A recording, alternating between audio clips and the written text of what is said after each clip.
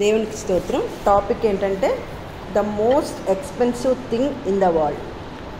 ప్రపంచంలో అత్యంత ఖరీదైన విషయం. ప్రపంచంలో అత్యంత ఖరీదైన విషయం ఏంటంటే చెప్పండి, ఏమనుకుంటారు? నగలు, నాణ్యాలు, ముత్యాలు, బంగారం, ప్లాటినం, ప్లాట్లు, ఇంకా ఇంకా ఇంకా ఏమనుకుంటారు? అవి ఏమీ కాదు. ప్రపంచంలో అత్యంత ఖరీదైన విషయం ఏంటంటే పాపం. పాపానికి ఉన్నంత వెల ఇంకా దేనికి ఉండదు. అది దేనితోనూ కూడా మనం వెలకట్టలేం. పాపం ప్రపంచంలో అత్యంత ఖరీదైన విషయం ఏంటంటే సిన్, పాపం.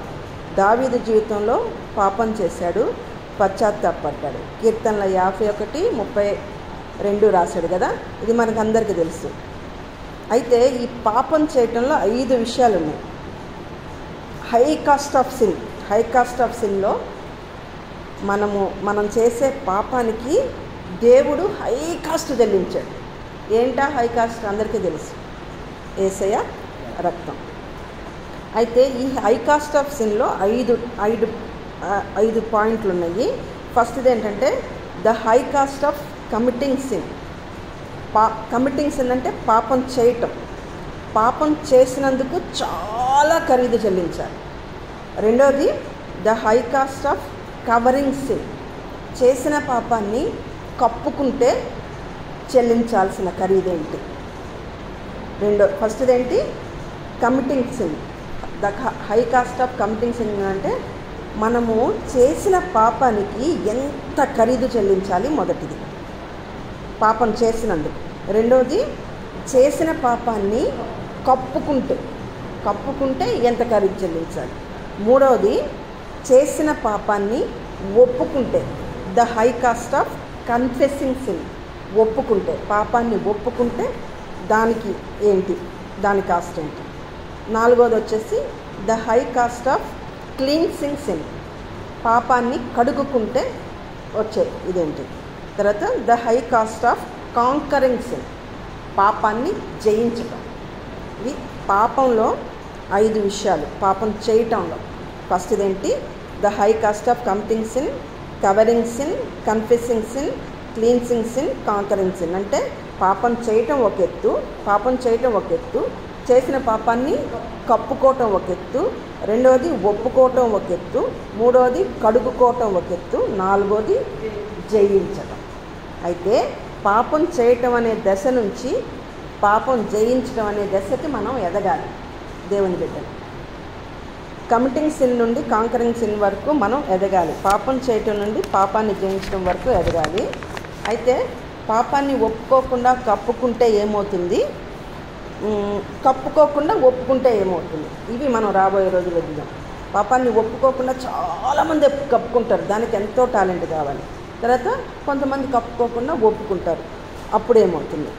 మనం పాపాన్ని ఒప్పుకుంటే దేవుడు మన ప్రతి పాపాన్ని కడిగి పవిత్రపరుస్తాడు. మొదటి యోహాను మొదటి పత్రిక 1 అధ్యాయం 7-10 వరకు ఉంటుంది. ఆయన మన పాపాన్ని మనము ఒప్పుకున్న ఎడల మనల్ని పవిత్రపరుస్తాడని. ఇది ఒక్కటి చదువుకుందాం, చదవండి. 7-10 వరకు. వినిపించట్లేదమ్మా? యోహాను పత్రిక 1వ అధ్యాయము 7-10 వరకు. నేను కొద్దిగా ఇంట్రడక్షన్ లాగా చెప్తాను.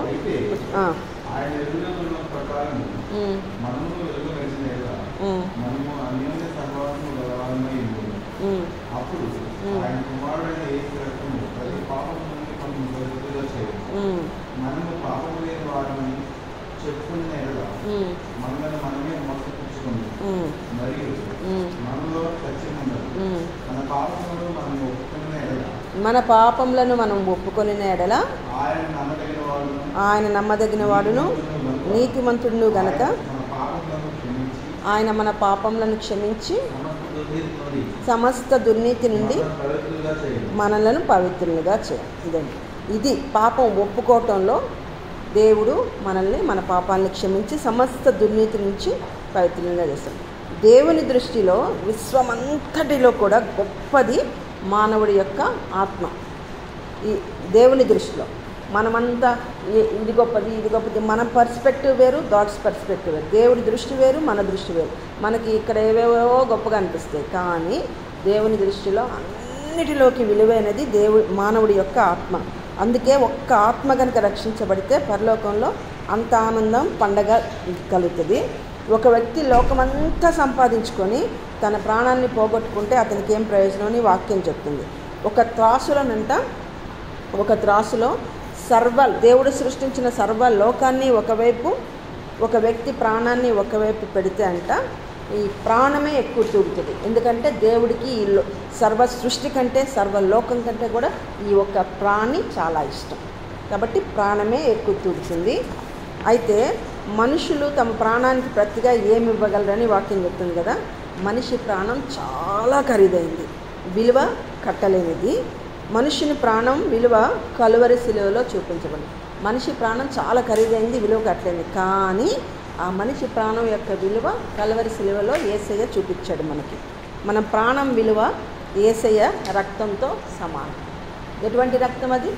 మామూలు రక్తమా? శరీరధారి అయిన వారిలో మనము బల్లారాధనకి సమీపించేటప్పుడు ఆయన శరీరము, ఆయన రక్తంగా భావించి తినమని అంటారు. నాకు అప్పుడప్పుడు అట్లా అనిపిస్తుంది. ఏమనిపిస్తుంది అంటే, ఆదాము నుంచి రేపు దేవుడు రాకడలో వచ్చేటప్పుడు కడపటి మానవుడి వరకు శరీరధారి అయిన ప్రతి శరీరంలో, అది ఎంత గొప్ప భక్తుడైన, పౌలు భక్తుడైన, భక్తి సింగారైన యేసుని పాపం ఉంటుంది. కానీ శరీరధారి అయిన వారిలో పాపం లేనివాడు కేవలం యేసుక్రీస్తు. కాబట్టి ఆ శరీరంలో మనం పాలు పంపులు పొందేట్టుగా దాన్ని యేసే శరీరంగా భావించి తినాలి. ఆ రక్తం అమూల్యము, నిష్కలంకం, నిర్దోషమైన యేసయ్య రక్తం మన ప్రాణానికి విలువ కడుతుంది. ఇంకా ప్రపంచం అంటే విశ్వం మొత్తంలో కూడా ఏది కూడా మన ప్రాణానికి విలువ కట్టలేదు. డబ్బు ఉంటే ముత్యాలు, రత్నాలు కొనుక్కోగలం.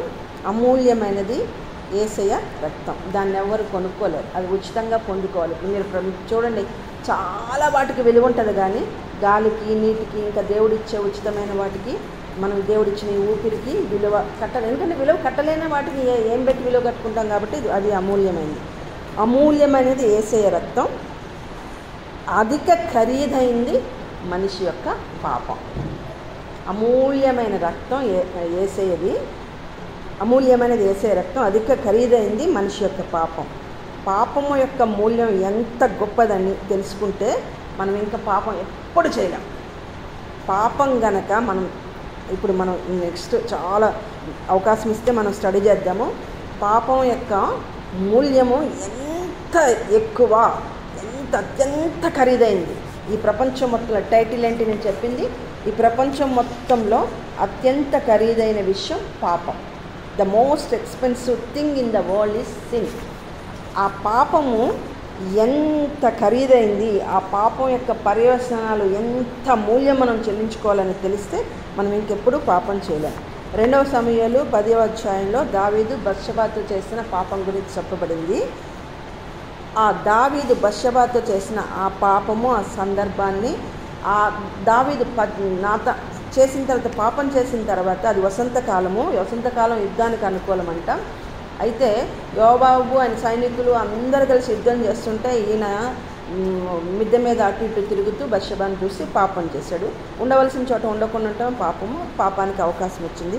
సరే, ఒక పాపం చేసిన తర్వాత ఎన్నెన్ని కాన్సిక్వెన్సెస్ వచ్చినాయి, వాటి వలన ఎన్నెన్ని రకాలుగా ఆయన కుయుక్తి పన్నాడు. ఒక పాపంతో పోయిందా? ఆయన పాపం చేయటం వల్ల, పాపం చేసినప్పుడు మూడు ఆజ్ఞలు తప్పాడు. 3 ఆజ్ఞలు తప్పాడు. తెలుసా? 10 ఆజ్ఞలు ఇచ్చాడు కదా. ఫస్ట్ది ఏంటంటే, నీ పొరుగువాడి భార్యని ఏది ఆశించకూడదు. రెండవది, నరహత్య చేయకూడదు, వ్యభిచరించకూడదు. 3 ఆజ్ఞలు తప్పాడు. ఆజ్ఞాతిక్రమమే పాపం కదా. అయితే ఈ దావీదు చేసిన ఈ పాపము, ఈ సందర్భాన్ని బట్టి ఆయన పశ్చాత్తాపడి రాసిన 32వ కీర్తన, 51వ కీర్తన బట్టి మనం చాలా విషయాలు నేర్చుకుందాము, దేవుడు అనుమతిస్తే. రోమా 6వ అధ్యాయంలో కృప ద్వారా మనం రక్షణ పొందామని చెప్పబడుతుంది. తీయక్కర్లేదు, ఏం చదవక్కర్లేదు. పరిశుద్ధ జీవితానికి ప్రేరేపించే 2 పవర్ఫుల్ మోటివ్స్ ఏంటంటే, మనం పరిశుద్ధ జీవితం జీవించాలంటే మనకి 2 మోటివ్స్ కావాలి. మొట్టమొదటిది ఏంటంటే దేవుని యందలి ప్రేమపూర్వకమైన పరిశుద్ధమైన భయం. దేవుని యందలి భయము ప్రేమపూర్వకంగా ఉండాలి, పరిశుద్ధంగా కూడా ఉండాలి. అప్పుడే మనం పాపం చేయకుండా ఉండగలం. మొట్టమొదటి విషయం. రెండవది ఏంటంటే పాపం ఎడల అసహ్యం. ఏ హోలీ హేటెడ్ ఫర్ సిన్. ఆ పాపం వల్ల అసహ్యం ఉంటే కానీ మనం పాపం చేయకుండా ఉండాలి.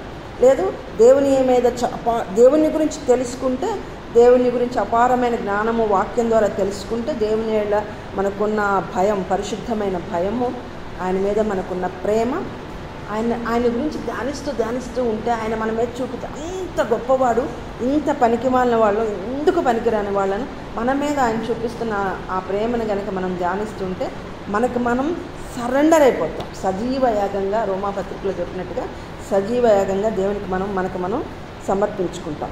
మొట్టమొదటిది ఏంటంటే పరిశుద్ధ జీవితానికి ప్రేరేపించే 2 మోటివ్స్. దేవుని యందలి ప్రేమపూర్వకమైన పరిశుద్ధమైన భయము, రెండవది పాపం ఎడల అసహ్యం. ఈ 2 ఉంటే మనము పాపం చేయజాలం. దేవుని గురించిన జ్ఞానం విస్తరించిన కొలది, అంటే నేర్చుకుంటున్న కొలది, దేవుని గురించి జ్ఞానం నేర్చుకున్న కొలది ఆయనకు లోబడతాం, ఆయన స్వరూపంలోకి మారుతాం. వాక్యం చదవటం ద్వారా పాపం ఎంత అసహ్యమైనదో తెలుసుకుని పాపానికి దూరంగా జరుగుతాం. పాపం అంటే ఒక క్రియ మాత్రమే కాదు, ఒక్క పనే పాపం కాదు. ఆ పాపానికి చాలా చాలా చాలా చాలా అంతకంటే చాలా ఎక్కువ. పాపం అనేది ఒక ప్రాసెస్, ప్రక్రియ లాంటిది, ఒక విత్తనం లాంటిది. ఒక విత్తనం విత్తితే ఎన్నో ఫలాలు వచ్చినట్టుగా పెరిగి పెరిగి పెరిగి ఒక చెట్టు అయ్యి ఫలాలు వచ్చినట్టుగా అది పాపాన్ని. అంటే ఒక పాస్టర్ గారు అన్నారు, ఒక వ్యక్తి ఒక అమ్మాయిని మోహపు చూపుతో చూస్తే అది వెంటనే పాపానికి దారి తీయాలంటే దాన్ని పాపాన్నంతా పాకం పట్టి పట్టి పట్టి పట్టి వ్యభిచారంలోకి ఎప్పటికో లాగుతుందంట. మోహపు చూపు పాపంగా మారటానికి పాకం పట్టి పట్టి వ్యభిచారం. అట్లా ఆ పాపం అనేది చాలా ప్రక్రియతో కూడుకున్నది, ఒక విత్తనం లాంటిది. ఇట్స్ ఎ ప్రాసెస్, సాలెగూడు లాంటిది. ఒక దాంతో పోదు, ఒకటి చేసిన తర్వాత ఇంకోటి, ఒకటి చేసింది. దావీదుకి అదే జరిగింది. దావీదు జీవితంలో బత్షెబతో చేసిన పాపంలో మనం ఫస్ట్ ఏం చేస్తాడు, ఆయన జస్ట్ ఆమెతో వ్యభిచారం చేస్తాడు. చేసిన వెంటనే బిడ్డ పుట్టాడు అని తెలిస్తే ముమ్మరమైన యుద్ధంలో ఉన్న యూరియాని పిలిపించి ఆమెతో కమిట్ చేయించేసి అతని మీదకి నింద నెట్టేయాలని చూస్తాడు. అది కుయుక్తి, అది తప్పు. కానీ అతను నీతిమంతుడైన యూరియా దాన్ని ఒప్పుకోకపోతే ఎంత దారుణం అంటే అతని మరణ శాసనము రాసి అతని చేతికే ఇచ్చి పంపిస్తాడు, యోబుకి ఇవ్వమని, అతని ఫ్రంట్ లైన్లో పెట్టి చంపమని. అలా నరహత్య చేస్తాడు, వ్యభిచారం చేశాడు, నరహత్య చేశాడు. ఆజ్ఞాతిక్రమం, దేవుని మాట తప్పడు. ఇన్ని ఒక సాలెగూడులాగా పాపం. మనం కూడా అంతే, ఒక్కటి చిన్నదే అనుకుంటాం, దాని వెంట వెంట వెంట వెంట వెంట ఎన్నో జరుగుతాయి మనకి పాపాలు. అయితే నేను ఇప్పుడు షార్ట్ కట్ చేస్తున్నాను, ఇంకా టైం ఉందనుకోండి, కానీ చెప్పుకుందాం. ఈ పాపం కీర్తనలో 51వ అధ్యాయంలో ఈ పాపాన్ని దావీదు 3 రకాలుగా చెప్పాడు. మొదటిది అతిక్రమము అని చెప్పాడు. నా అతిక్రమములను తుడిచివేయము అంటాడు కదా 51వ కీర్తనలో. తర్వాత నా దోషమును బాగుగా కడుగుము అంటాడు. రెండవది పాపము, నా పాపాన్ని పవిత్రపరచుము అంటాడు. ఇవి పర్యాయ పదాలు కాదు. అతిక్రమము ఒకటి, రెండోది దోషము, మూడోది పాపము. ఇవి ఒకదానికొకటి పర్యాయ పదాలు కావు, కానీ దేనికి దానికే వేరు. కానీ ఒక్కొక్కటి ఒక్కొక్క రకంగా మనము దాన్ని డీల్ చేయాల్సి ఉంటుంది. అతిక్రమం అంటే దేవుడు చెప్పిన ఆజ్ఞాతిక్రమమే పాపం కదా. దేవుడు చెప్పిన దాన్ని ఆజ్ఞను అతిక్రమించడం అది పాపం. దాన్ని తుడిచివేయాలి. అతిక్రమం చేయగానే దేవుడికి మనం రుణం చెల్లించాల్సిన అవసరం వస్తుంది. ఆ రుణాన్ని కొట్టివేయమని, తుడిపివేయమని చెప్తున్నాడు. దోషాన్ని కడగాలి.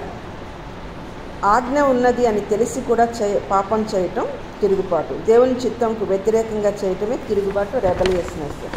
అయితే దావీదు 10 ఆజ్ఞల్లో 3 ఆజ్ఞలు తప్పాడని చెప్పాను కదా. నీ పొరుగు అని భార్యను ఆశించకూడదు, నువ్వు వ్యభిచరించుకున్నారు. తర్వాత దోషాన్ని క్రూపుడ్నెస్ అంటారు. అతిక్రమం అంటే చెప్పాను కదా, అతిక్రమం అంటే ఆజ్ఞాతిక్రమం. దేవుడు చెప్పిన దాన్ని చేయకుండా రెబలియస్గా పిల్లలు కూడాను ఇది చేయొద్దు అంటే అదే చేస్తారు. పిల్లలకి అదే ఉంటుంది. మనకు కూడా ఒక్కోసారి అసలు మనిషి ఆలోచనలోనే శరీరంలోనే వద్దన్న చేయాలనిపిస్తుంది. అక్కడే ఆజ్ఞాతిక్రమం అవ్వాదం అదే చేస్తారు, అది అతిక్రమం. రెండవది వచ్చేసరికి దోషాన్ని క్రూకుడ్నెస్ అంటారు, కుయుక్తి అంటారు. ఇది మోసయుక్తమైంది. దేవుడు క్రూకుడుగా తయారయ్యాడు. బత్షెబతో పాపం చేసిన తర్వాత కుయుక్తితో వీర్యాన్ని రప్పించి అలా ఎలా చేయాలని చూస్తాడు. చివరికి కుదరకపోయేసరికి చంపేస్తాడు కదా. అయితే సాలెగుడిలాగా పాపాలు అల్లుకుంటాయి. మనము చేసినప్పుడు దేవుని స్టాండర్డ్స్ నుంచి పడిపోతాం. దేవుడు ఈ స్టాండర్డ్స్ 10 ఆజ్ఞలు పెట్టాడు కదా, పాపం చేయగానే ఆ స్టాండర్డ్స్ నుంచి పడిపోతాం. దేవుడికి కోపం వస్తుంది. అప్పుడు వాటిని మనం ఇది చేసుకోవడం కోసం, కప్పుకోవడం కోసం చాలా తెలివిని, యుక్తిని ఉపయోగిస్తాము. అయితే ఇదేమో దోషం. ఆజ్ఞలకు విధేయత చూపిస్తే ఆశీర్వాదాలు, ఐశ్వర్యం వస్తాయి మనకి. అవిధేయత చూపిస్తే రుణస్థులం అవుతాం. అప్పుడు అతిక్రమం వల్ల రుణస్థులం. ఇప్పుడు అతిక్రమాన్నేమో రుణంగా చెప్పొచ్చు, డెప్టెడ్నెస్, మనం అతిక్రమాన్ని రుణంగా చూపించవచ్చు. దోషాన్నేమో రోతగా చూపించాలి, డిఫైల్మెంట్. అతిక్రమాన్ని డెప్ట్ అంటామంటే రుణం. దోషాన్నేమో డిఫైల్మెంట్ అంటే రోత. పాపాన్నేమో డిసీజ్, కుష్ఠరోగంతో పోలుస్తుంది బైబిల్. పాపాన్ని ఒక రోగంగా పోలుస్తుంది. ఐశ్వర్యం ఇంటూ రుణగ్రస్తుడు, పవిత్రుడు ఇంటూ అపవిత్రుడు. ఆత్మీయంగా ఆరోగ్యంగా ఉండేవాడు పాపం చేస్తే రోగగ్రస్తుడు అయిపోతాడు. దేవునిలో ఐశ్వర్యంగా ఉండాల్సిన వాళ్ళము రుణగ్రస్తులు అయిపోతాం మనం ఇది అతిక్రమాలు చేస్తే. తర్వాత దోషాలు చేస్తే అపవిత్రమైపోతాం, నన్ను బాగుగా కడుగుమని అంటాం. తర్వాత ఆత్మీయంగా ఆరోగ్యకరంగా ఉండాల్సిన వాళ్ళం పాపం చేసి రోగగ్రస్తులు అవుతాం. అయితే ఈ పాపం చేయటం వల్ల దావీదు 12 విషయాల్లో నష్టపోయాడంట. 12 ఐటమ్స్లో దెబ్బతిన్నాయి. ఇంకా నేను డీటెయిల్గా నెక్స్ట్ వీక్ నుంచి చెప్పుకుందాము. ఈ 12 ఐటమ్స్ చెప్పుకొని ఇప్పుడు ముగించుకుందాం మనము. ఏంటి ఈ 12 ఐటమ్స్ అంటే, ఫస్ట్ దావీదు కళ్ళు చెడిపోయినాయి. మొట్టమొదటి ఐస్, కళ్ళు చెడిపోయింది. వీటన్నిటికీ 51వ అధ్యాయము 31వ అధ్యాయంలో ప్రతి దానిలో రెఫరెన్స్ ఉంటుంది. కళ్ళు ఎందుకు చెడిపోయినాయి అంటే 51:3 దావీదు పాపం చేయకముందంట కళ్ళు పైకెత్తి చూసి ఆకాశాన్ని చూసి ఆకాశం నీ మహిమను ప్రచురించిందని చెప్పేసి ఒక కీర్తన రాసేసేవాడు, 19వ కీర్తన. ఆ తర్వాత ఒక గొర్రెని చూస్తే యెహోవా నా కాపరని 23వ కీర్తన. అట్లా ఇంకా తుఫానును చూస్తే ఇంకొక 29వ కీర్తన. ప్రతిదాన్ని, సృష్టిలో ప్రతి దాన్ని చూస్తే దేవుని మహిమను గురించి రాస్తూ ఉండేవాడంట. అట్లాంటిది ఇప్పుడు 51వ అధ్యాయం 3వ వచనం చదవండి. నా అతిక్రమం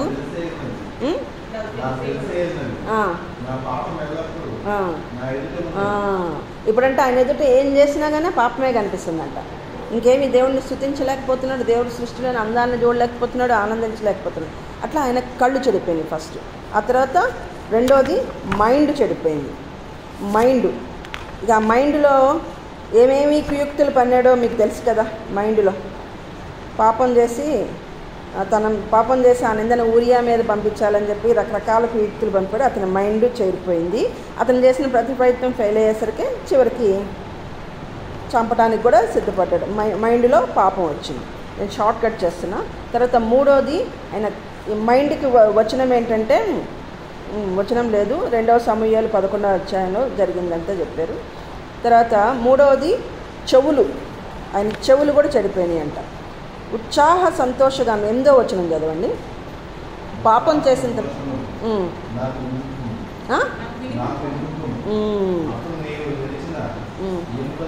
చాలు ఉత్సాహ సంతోషాలు నాకు వినిపింపమంటే అప్పుడు ఆయనకి వినిపించట్లా ఉత్సాహ సంతోషం. ఆయన చెవులు అంతకుముందంతా ఆయనే సొంతంగా పాటలు రాసేవాడు, ఆయనే కంపోజ్ చేసేవాడు, ఆయన ఇట్లా ఉత్సాహ సంతోష గానాలతో ఉండే మనిషి ఆయనకి ఇప్పుడు ఉత్సాహ సంతోషాలు నాకు వినిపించు అని అంటున్నాడు. అంటే పోయినాయి ఆయనలో, చెవులు కూడా పాడైపోయినాయి. ఆ తర్వాత బోన్స్ ఎముకలు పాడైపోయినాయి. 8వ వచనంలో అక్కడే కింద ఉంటుంది చూడండి. 8వ వచనంలో చదివారు మీరు. ఎముకలు విరిగినట్లు అయినాయి అని. పాపభారం వల్ల పాపపు అర్థధ్వని మాత్రమే ఉంది, కానీ సంతోషించలేకపోతున్నాడు. ఆయన వెముకలు విరిగిపోయినట్టుగా ఫీల్ అవుతున్నాడు, అంత పెయిన్ ఉంటుంది. ఆ తర్వాత 5వది హృదయం పాడైపోయింది. 31:10 ఉంది, 51:10 ఉంది. ఆయన హృదయం కూడా పాడైపోయింది.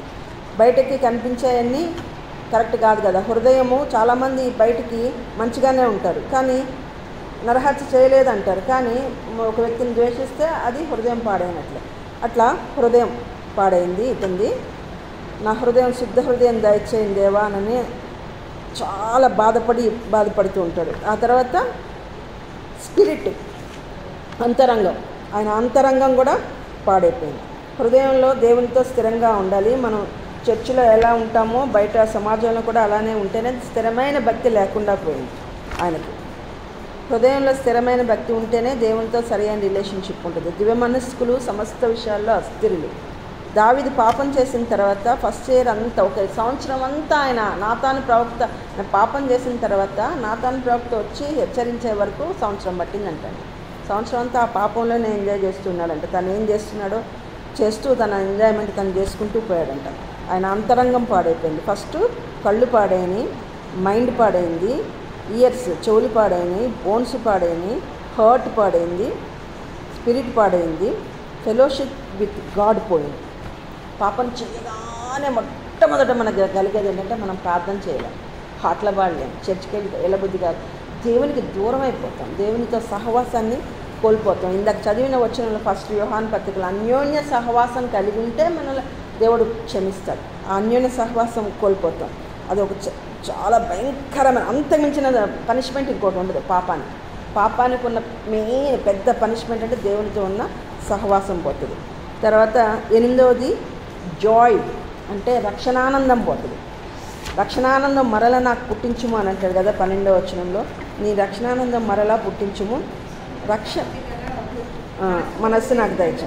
అంటే రక్షణ పొందిన తర్వాత మనం పాపం చేస్తే రక్షణ పోదు కానీ రక్షణానందం ఖచ్చితంగా పోతుంది. ఇంకా మనం చెప్పన సఖ్యమును మహిమాయుక్తమైన సంతోషం అంటారు రక్షణనే పవిత్ర భక్తుడు అదే చెప్తాడు, చెప్పన సఖ్యము.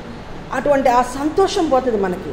ఆ సంతోషం పోయిన తర్వాత ఇంకా మనం ఏం పాట పాడినా సంతోషం ఉండదు, వాక్యం విన్నా సంతోషం, ఏది మనకు ఎక్కదిక. చర్చికి వెళ్ళినా సంతోషం ఉండదు. ప్రతి వారిలో లోపాలు చూస్తాము మనము. ప్రతి వారు ఎవరు చేసేదైనా మనకు తప్పులు ఎంచుతూ ఉంటాం. అయితే ఈ రక్షణానందం కోల్పోతాం కానీ రక్షణ పోదు. రిలేషన్షిప్ విత్ గాడ్ పోదు. ఫెలోషిప్ పోతుంది కానీ రిలేషన్షిప్ గాడ్ పోదు. ఎలాగంటే ఇద్దరు తండ్రి కొడుకులు ఉన్నారనుకోండి, బాగా కొట్లాడుకొని నేను నా కొడుకు కాదు, నువ్వు నా ఇంట్లోంచి వెళ్ళిపోని తండ్రి అంటాడు, నేను మీ కొడుకుని కాదు మీతో ఉండనని బయటకు వెళ్ళిపోతాను. బయటకు వెళ్ళిపోయి ఎవరికి వాళ్ళే బ్రతుకుతూ ఉంటారు. కానీ ఏదన్నా జాబ్కి అప్లై చేయాలన్నా, ఏదన్నా ఎక్కడన్నా రాయాలన్నా, ఆధార్లో రాయాలన్నా ఫలానా వాడి తండ్రి అని రాయాలి కదా. రిలేషన్షిప్ పోదు కదా. అలా రక్షణ దేవుడు తీయడు ఉంటుంది. మనకు కాకపోతే రక్షణానందం కోల్పోతాం. మెల్లమెల్లగా అలా అదే స్థితిలో ఉంటే రక్షణ కూడా కొన్నాళ్ళకి పోతుంది. అదే మాటికి పోతుంది. సో రక్షణానందం 8వ విషయం పోతుంది. 9వది టెస్ట్ మనీ పోతుంది. మన సాక్ష్యం పోతుంది. సాక్ష్యము, మనం మంచి సాక్ష్యం కలిగి ఉండి, పరిశుద్ధ జీవితం కలిగి ఉండి, ఎక్కడైనా సేవ చేసినా, వాక్యం చెప్పినా, ఏదన్నా పని చేసినా దానికి ప్రభావం ఉంటుంది. జనాల్లో అది పనిచేస్తుంది. అదే కనుక మనము పాప జీవితంలోనే ఉండిపోయి ఒక సాక్ష్యం చెప్పినా, వాక్యం చెప్పినా ఏమంటారు, చాలేమో ఫస్ట్ నీ జీవితం బాగు చేసుకో, నీది బాగు చేసుకోకుండా మాకు చెప్పొచ్చా అని అంటారు కదా. అట్లా సాక్ష్యం దెబ్బతింటుంది. అక్కడ పని చేయదు, రక్షణ కలగదు. వినేవారి హృదయాల్లో అది పని చేయదు, మార్పు జరగదు, జీవితాలు మారవు. కాబట్టి సాక్ష్యం పోగొట్టుకోకూడదు. పాపం చేస్తే సాక్ష్యం పోగొట్టుకుంటాం. పాపంతో పోయి దేవుని సేవ చేయకూడదు. 10వది టెస్ట్ మనీ పోయిన తర్వాత 10వది ఆయన చేతులు కూడా పాడైపోయింది. హ్యాండ్స్ 14వ వచనం.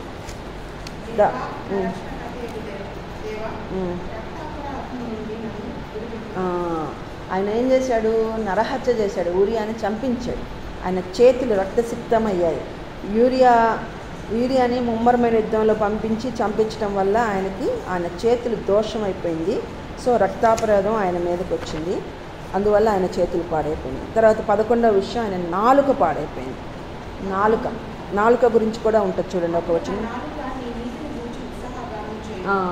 పాపం చేయకముందంట ఆయన నీతిని గురించి, దేవుని నీతి ఆయన కనిపించేది, ఆయన నీతిని గురించి ఉత్సాహదానం చేసేవాడంట. పాపం చేసిన తర్వాత ఆయన నాలుక దేవుని స్తుతించడం మానేసి, నన్ను మరలా నాకు రక్షణానందం పుట్టించు, మరలా నన్ను క్షమించు, నన్ను కడుగు, నన్ను పవిత్రపరచు, అప్పుడు నాకు నా నాలుక నేను నీ ఇంటి గురించి ప్రచురిస్తుంది అని బ్రతిమాలుతున్నాడట. నాలుక కూడా పాడైపోయింది. ఈ రక్తాపరాధం నుంచి దేవుడు విడిపిస్తేనే ఈ నాలుక, నోరు, పెదవులు. ఒక్కోసారి మనం చర్చికి వెళ్తాము కానీ మనం పాపం చేసి చర్చికి వెళ్తే ఆ పాటలు ఏదో పెదాలతో పాడుతూ ఉంటాం, నాలుగుతో పాడుతూ ఉంటాం, మన మైండ్లో ఉండదో, లోపల ఏమి ఉండదు. అది ఎందుకంటే ఆ పాపం అనేది అలా ఎఫెక్ట్ చూపిస్తుంది. ఆయన నాలుక పాడైపోయింది. తర్వాత 12వది మినిస్ట్రీ, పరిచర్య. దావీదు గొప్ప బిల్డర్, చాలా గొప్ప బిల్డర్. పాపం చేసిన తర్వాత డిస్ట్రాయర్ అయిపోయాడు. ఆయన జీవితాలను కట్టేవాడు. సౌలుకి దురాత్మ వచ్చి పీడిస్తే ఆయన సితారాతో వాయించి ఆయన దగ్గర నుంచి అది పోయేటట్టు చేశాడు. అలాంటిది ఒక మంచి యోధుడు, నమ్మకస్తుడైన ఊరియాని చంపించేశాడంటే డిస్ట్రాయర్గా మారిపోయాడు పాపం చేసి. అందుకని పరిచర్య పోతుంది. దేశాన్ని రక్షించడం మానేశాడు. దేశాన్నే రక్షించినాడు, ఇంకా దేవుడి విషయాలు ఏం పట్టించుకుంటాడు. అట్లా ఆయన దేవునితో సహవాసం కోల్పోయాడు, పరిచర్య పాడైపోయింది. రకరకాలుగా ఒక చిన్న పాపం, ఒక మోహపు చూపుతోటి కంట్రోల్ చేసుకోలేక బత్షెబతో చేసిన పాపంతో ఎన్ని అల్లుకొని ఆయన ఎన్నిటిని కోల్పోయాడు. దేవుడితోటి సహవాసం కోల్పోయాడు, సంతోషం కోల్పోయాడు, సాక్ష్యం కోల్పోయాడు, సేవని కోల్పోయాడు. ఇంకా శరీరంలో ఉన్న 8 అవయవాలు, 8 ఆర్గాన్స్ పాడైపోయాయి. అతిక్రమాన్ని దాచిపెడితే వర్ధిల్లడు. సామెతల్లో ఉంటుంది కదా, అతిక్రమాన్ని దాచిపెట్టువాడు వర్ధిల్లడు, దాన్ని ఒప్పుకొని విడిచిపెట్టువాడు ఏమనుంది క్షమించబడు, కనికరం పొందడం. దావీదు పాపం చేసినట్టే మనం కూడా చేయడానికి అవకాశం ఉంటుంది, చేస్తాము కూడా. కాకపోతే ఆ పాపంలో ఉండకూడదు. కాకపోతే దావీదు పావలా పాపం చేస్తే 10,000 రూపాయలు పశ్చాత్తాపం పడ్డాడు, 1,00,000 రూపాయలు పశ్చాత్తాపం పడ్డాడని ఒక సేవకుడు చెప్తాడు. చేసిన పాపానికి మించి పశ్చాత్తాపడ్డాడు. ఆయన పశ్చాత్తాపానికి ఆయన గిండు అట్లా ఇదైపోయిందంట, దేవుడు కరిగిపోయి క్షమించేశాడు. దేవుడు దావీదుని పవిత్రపరిచి రెస్టోర్ చేశాడు. మనమైనా పాపం చేస్తే వెంటనే ఒప్పుకోవాలి, పశ్చాత్తాపడి ఒప్పుకుంటే దేవుడు తప్పకుండా ఏ పాపానైనా క్షమిస్తాడు. పాపంలో ఎంజాయ్ చేయకూడదు. మనం గొర్రెలాగా బురదలో ఉండకూడదు, పందిలాగా బురదలో ఉండకూడదు. గొర్రెలాగా విదిలించుకొని బయటకు వచ్చేసేయాలి. మన కోసం, మనల్ని క్షమించడం కోసం యేసయ్య రక్తం ఫ్రెష్గా మన కోసం ఎప్పుడు ఎదురు చూస్తూ ఉంది. కాబట్టి పాపం నుంచి తప్పించుకోవాలంటే రోమాపత్రిక 7వ అధ్యాయంలో పౌలు భక్తుడు అయ్యో ఈ పాప నియమం నుంచి నన్ను ఎవరు తప్పించరని ఏడుస్తూ ఉంటాడు. ఎంత దౌర్భాగ్యునని ఏడుస్తాడు లిటరల్గా. ఆ అధ్యాయం ఆఖరికి వచ్చేసరికి దేవునికి స్తోత్రం అంటాడు ఆఖరి వచనంలో, 7వ అధ్యాయంలో. ఎందుకు అంటే 8వ అధ్యాయం 1వ వచనంలో క్రీస్తు యేసునందున్న జీవముతో కూడిన ఆత్మ నియమము నన్ను ఈ పాప మరణం నుండి విడిపించును అని ఉంటుంది ఫస్ట్ వచనం. సో మనం పాపం చేయకుండా ఉండటానికేమో క్రీస్తు యేసునందు ఉన్న జీవముతో కూడిన ఆత్మ నియమం ఉంది మనకి. అప్పుడు మనము ఆ ఆత్మ నియమం కింద ఉంటే గనక దేవునితోటి పాపం చేయకుండా, దేవునితో సహవాసంలో ఉండి పాపం చేయకుండా ఉండగలము. ఒకవేళ పొరపాటున ఈ ఆత్మీయ జీవితంలో ఎక్కడైనా పడిపోతే యేసయ్య రక్తం ఉంది, ఎప్పటికప్పుడు కడుక్కుంటూ ముందుకు సాగిపోవాల్సిన వారని దేవుడి చిన్న వాక్యం దీవించును గాక. ఆమేన్.